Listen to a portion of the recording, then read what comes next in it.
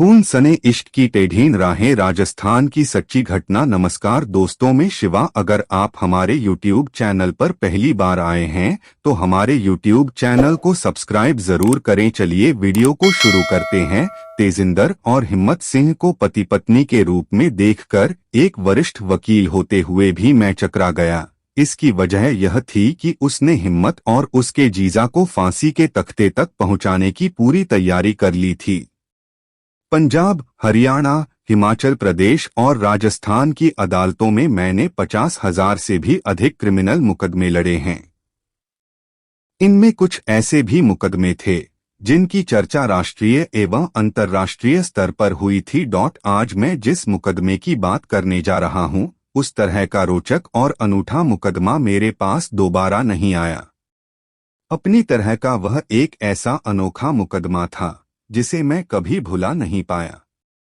वह इतवार का दिन था। 6 दिनों के काम की थकान उतारने को मैं बिस्तर पर अधलेटा चाय की चुस्कियां लेते हुए टीवी देख रहा था।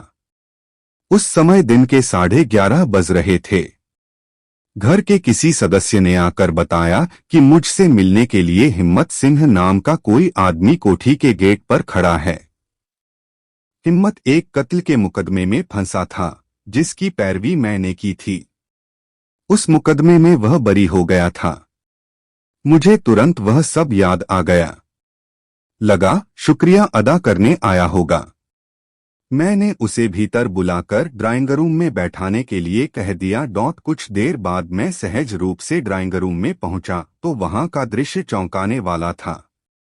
मेरे ठीक सामने वाले सोफे पर तेजिंदर शादी के लाल सुर्ख जोड़े में बैठी थी और उसकी बगल में हिम्मत सिंह बैठा था। वह भी खूब बंठन कर आया था। देखने से ही लग रहा था कि दोनों ने शादी कर ली है। हिम्मत सिंह के हाथ में बड़ा सा मिठाई का डिब्बा था। उसके चेहरे के भावों से ही लग रहा था कि उसके साथ बैठी औरत उसकी पत्नी है। इसका मतलब तेजिंदर ने उससे शादी कर ली थी। मेरे लिए यह अविश्वसनीय एवं विचित्र बात थी। मैं असमंजस में फंस गया था। इसलिए बिना किसी संबोधन के मैंने सीधे पूछा, क्या तुम दोनों ने शादी कर ली? हिम्मत सिंह के बजाय जवाब तेजिंदर ने दिया, जी हाँ वकील साहब, कल हमने शादी कर ली। आज आपसे आशीर्वाद लेने आए हैं। आप बहुत ही नेक इंसान हैं। आप हम दोनों को हमेशा सुखी रहने का आशीर्वाद दीजिए। मेरी जीत में आपका बहुत बड़ा योगदान है। सचमुच तुम दोनों ने शादी कर ली? मैंने हिम्मत सिंह की ओर देखते हुए वही सवाल इस तरह दोबारा किया जैसे तेजिंदर की बात पर मुझे विश्वास न हुआ हो। तेजिंदर मेरी बात का आशय शायद समझ गई, इसलिए फटाक से बोली, जी वकील साहब, मैंने हिम्मत से सचमुच शादी कर ली है। मुझसे रहा नहीं गया। आशीर्वाद की बात भूलकर मैंने हिम्मत से पूछा, क्यों भई, तुमने उसी से शादी कर ली जिसने तुम्हें फांसी पर चढ़वाने का पूरा इंतजाम कर दिया था? यह सब क्या रहस्य है? मेरी कुछ समझ में नहीं आया। इसके बारे में तो मैं यही कह सकता हूँ वकील साहब की औरत को समझ पाना दुनिया में किसी के वश का नहीं है। तेजिंदर ने न केवल मुझे फांसी के फंदे से बचाया बल्कि अपने प्यार के फर्ज को निभाते हुए मेरा उजड़ा हुआ घर भी बसा दिया। हिम्मत ने तेजिंदर की ओर देखते हुए कहा। हिम्मत की यह बात मुझे और ज्यादा हैरान करने वाली लगी। इतने दिनों से वकालत के पेशे में रहने के बावजूद मैं उसकी बातों का एकदम से कोई मतलब नहीं निकाल सका। फिलहाल मैंने दोनों को आशीर्वाद देकर विदा कर दिया। उनके जाने के बाद मैं उनके बारे में गहराई से सोचने लगा। लुधियाना की तहसील खन्ना में अपने पति बलवान सिंह के साथ रहती थी तेजिंदर कौर। जब वह मेरे पास आई थी तो उस पर 2 साथियों के साथ मिलकर अपने पति का कत्ल करने का आरोप था। उस समय उसने मुझे जो बताया था वह सब कुछ इस तरह था। तेजिंदर का पति बलवान सिंह खन्ना के किसी सरकारी ऑफिस में नौकरी करता था। वह सीधा सादा आदमी था।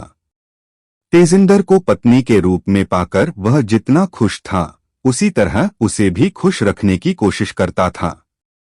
पत्नी की एक एक बात का ख्याल रखता था।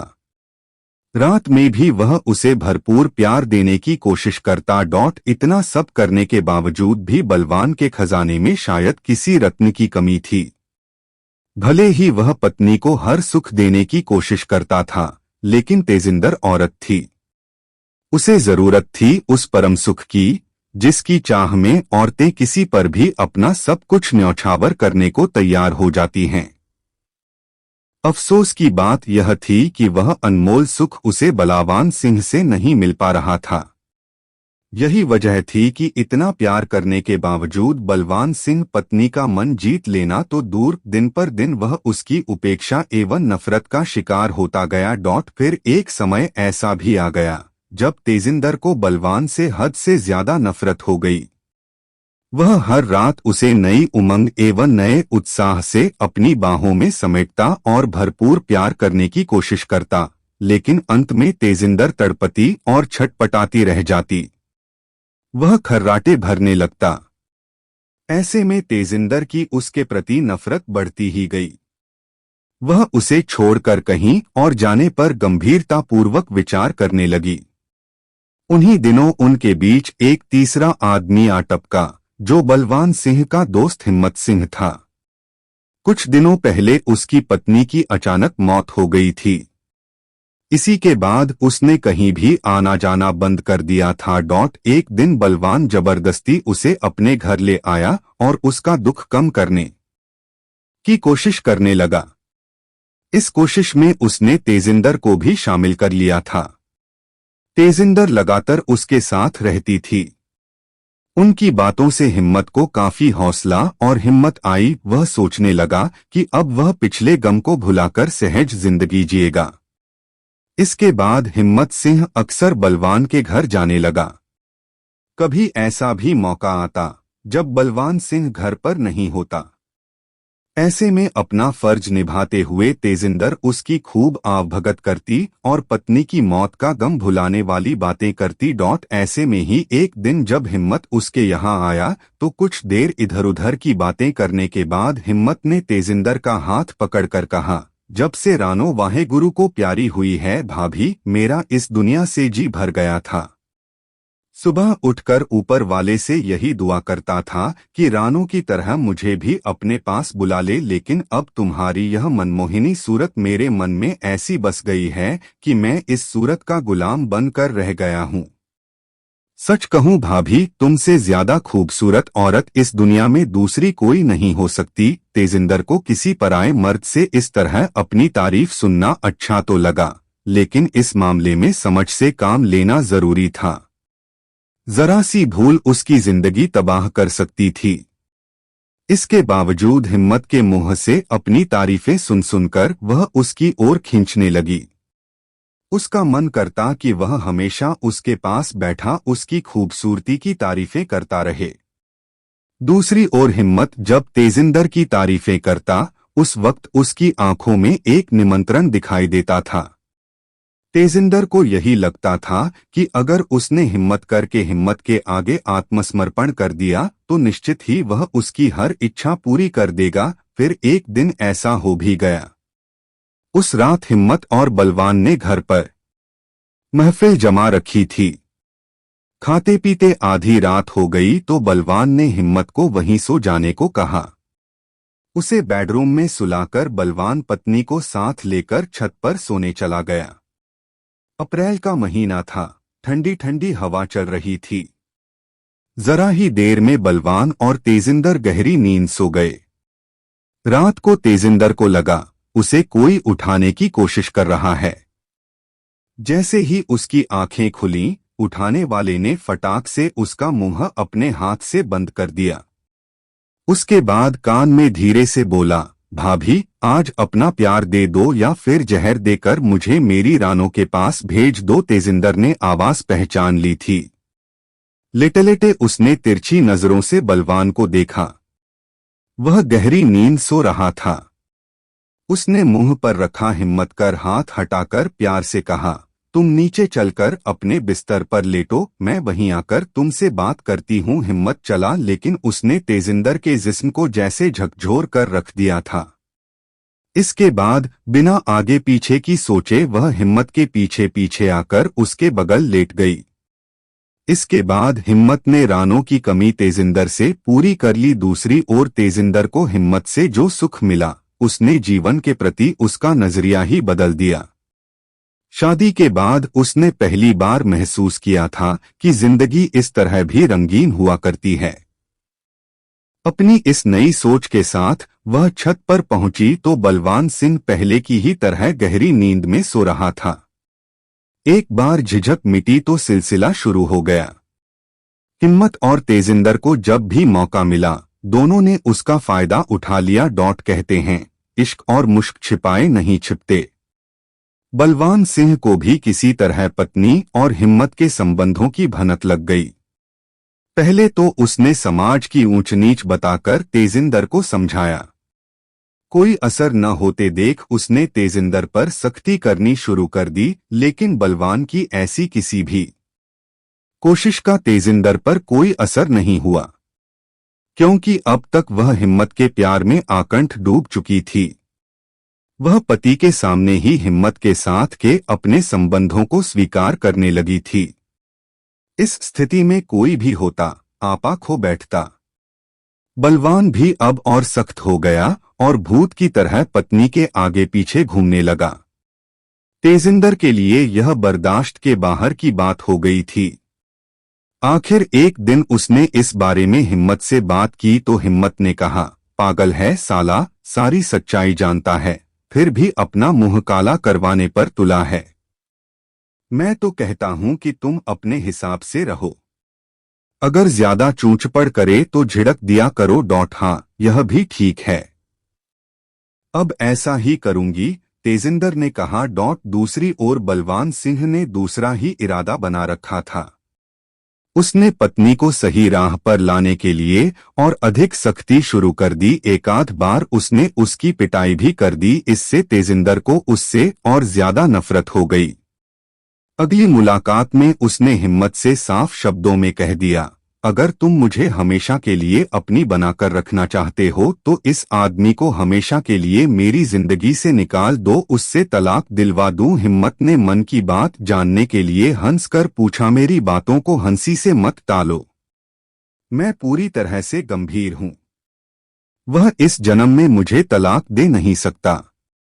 मेरी मानो तो उसे इस दुनिया से ही विदा कर दो, इसमें मैं तुम्हारा पूरा साथ दूंगी। अरे तुमने तो बहुत दूर तक सोच लिया।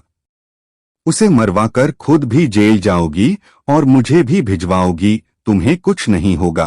लेकिन अगर इसका कुछ नहीं किया गया तो वह निश्चित मुझे मार डालेगा। वह पागल होता जा रहा है, उसके अंदर का जानवर जाग उठा है, कहकर तेजिंदर फूट फूट कर रोने लगी। हिम्मत को उसके रोने के पीछे कोई बनावट नजर नहीं आई। उसके रोने में भय और मजबूरी साफ झलक रही थी, इसलिए उसकी आंखों में खून उतर आया। वह तैश में आकर बोला, वह ऐसा वैसा कुछ करे उसके पहले ही मैं उसका टेंटुआ दबा दूंगा। तू चिंता मत कर, मैं आज ही गांव से अपने जीजा कुलवंत को बुलाए लेता हूं। इसके बाद हम दोनों बलवान की सारी पहलवानी निकाल देंगे। बस आज रात 9 बजे तुम किसी बहाने उसे रेलवे लाइन पर ले जाना। ठीक है, तेजिंदर ने खुश होकर कहा, ऐसा ही करूंगी, बस तुम तैयार रहना। और हाँ, तुम्हें यह काम बड़ी होशियारी से करना होगा। यह कांटा निकल गया तो जिंदगी भर मैं तुम्हारी, सिर्फ तुम्हारी होकर रहूंगी। इतना कहकर तेजिंदर ने हिम्मत का हाथ पकड़ लिया तो उसका हाथ अपने सीने पर रखकर हिम्मत ने कहा, तुम अपने इस यार पर भरोसा रखो, यारी की है तो मरते दम तक निभाऊंगा भी। यह 11 मई 1979 की बात थी। घर पहुंचकर आगे की योजना और स्थितियों से निपटने के लिए तेजिंदर विचार करने लगी। इसके बाद सज-धज कर बलवान सिंह का इंतजार करने लगी। शाम को ठीक 5:30 बजे बलवान सिंह घर लौटा तो पत्नी को इस तरह सजी धजी देखकर उसे हैरानी हुई।